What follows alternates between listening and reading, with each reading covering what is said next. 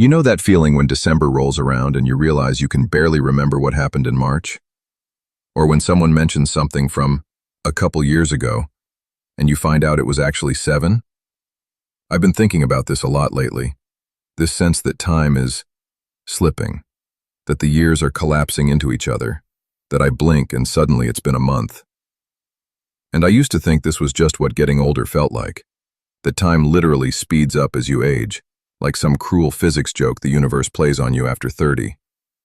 But that's not actually what's happening. Time isn't moving faster, it never does. A year is still a year, 12 months, 365 days. What's changing is how we experience it, how we remember it. And once you understand why, you start to see your entire life differently. Think back to a summer from your childhood. Not just the highlight reel, the whole thing.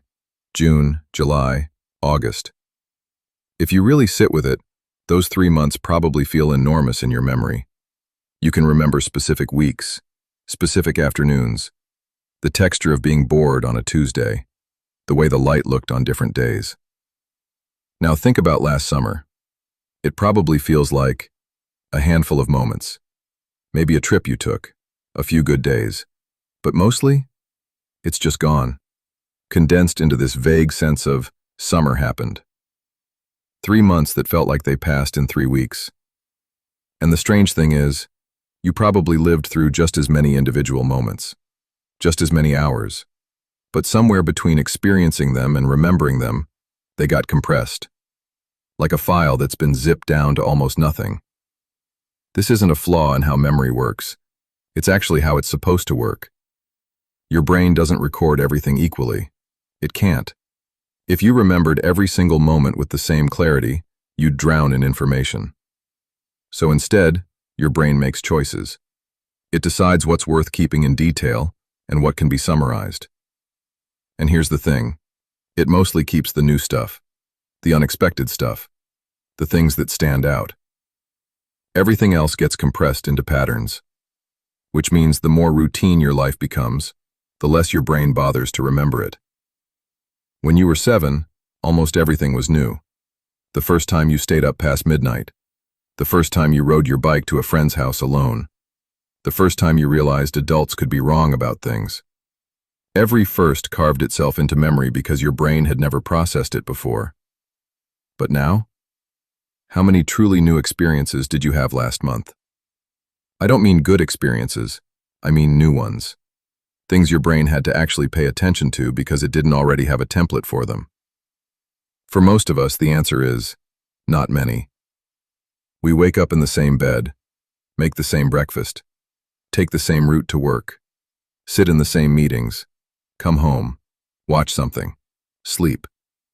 And each individual day might feel fine, normal, even good. But when your brain goes to file it away, it looks at that day and says, I've seen this before. I don't need to remember all the details.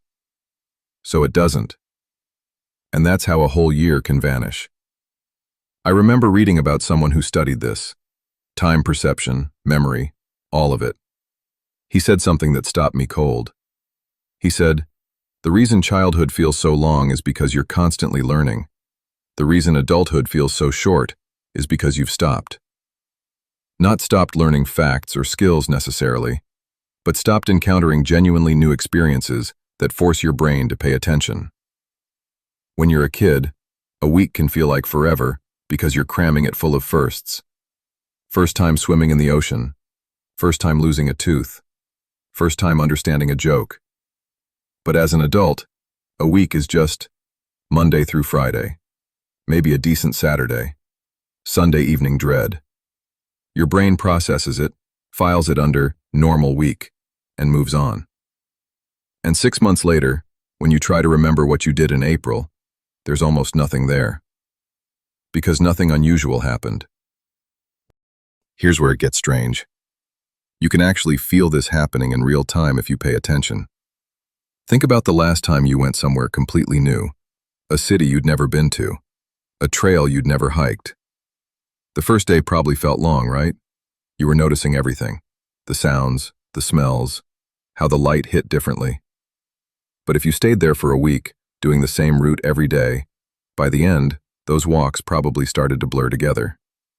Same amount of time, same activity, but your brain stopped bothering to encode it with the same detail. Because once something becomes familiar, it becomes forgettable. That's the trade-off. Comfort costs you time. I don't think this is inherently bad, by the way. Routine isn't the enemy. We need patterns. We need predictability. But I do think it explains this low-level panic a lot of us feel. This sense that life is speeding up and we can't slow it down. We're not losing time, we're losing memory. And without memory, experience doesn't stick. It just passes through. There's this thought experiment I keep coming back to. Imagine you could live the same perfect day over and over. Your favorite meal, beautiful weather, people you love, everything exactly how you'd want it. Would you take that deal? Some part of me wants to say yes. A perfect day forever? That sounds nice. But I think after a while, it wouldn't feel like forever. It would feel like nothing. Because your brain would stop recording it, stop treating it as real. You'd be alive, but you wouldn't be accumulating a life. Which makes me think, maybe the opposite is true too. Maybe the more varied your days are, the longer your life actually feels. Not longer in the moment, but longer when you look back. A year where you did one new thing every week would feel, in memory, so much richer than a year where you did the same excellent thing 52 times. And I think that's what we're actually mourning when we say time is speeding up.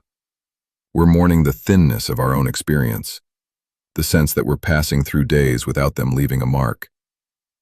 I've started noticing this in small ways.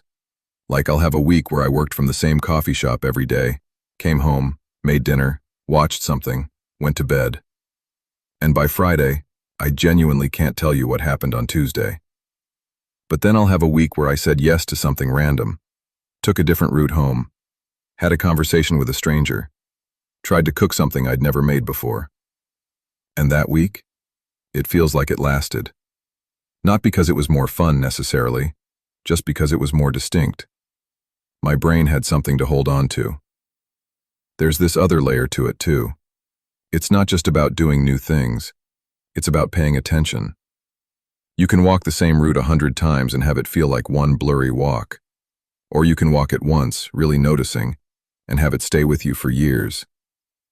I think this is why certain memories are so vivid, even though nothing particularly special happened. You were just present, actually there, not thinking about the next thing or replaying the last thing. And your brain encoded it fully because you were giving it your full attention. Which means it's possible to live a routine life and still feel like you're living, as long as you're actually awake for it.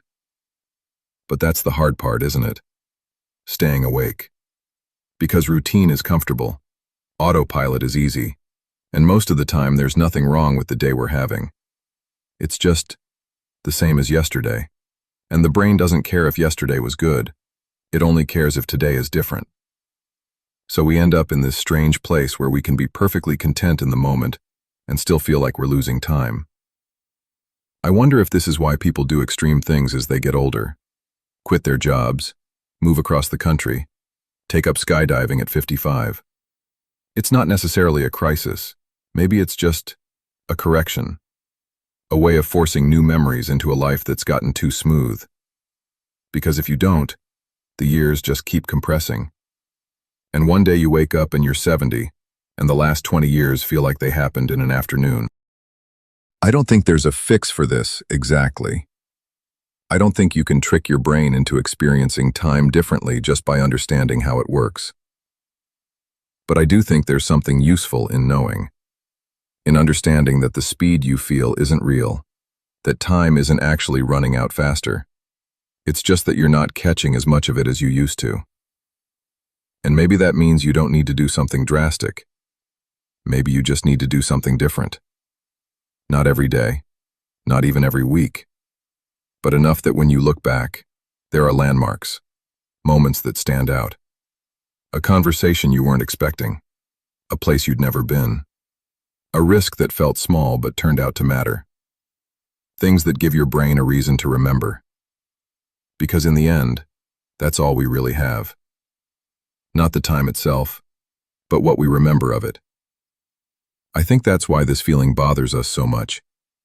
It's not just that the years are passing, it's that they're passing without weight. Like we're living in a way that won't leave a mark, that won't add up to anything we can look back on and say, that was mine. I was there. And maybe the real fear isn't that life is short. It's that it might be long, but forgettable. So I don't know. Maybe the answer isn't to fight routine entirely. Maybe it's just to break it more often than we think we need to. To choose something unfamiliar once in a while, even when the familiar is fine. Not because it'll make us happier in the moment, but because it'll make the year feel like it actually happened. And when you're 80, looking back, maybe that's what matters. Not that every day was extraordinary, just that enough of them were real. Time's going to pass either way. We just get to decide how much of it we keep.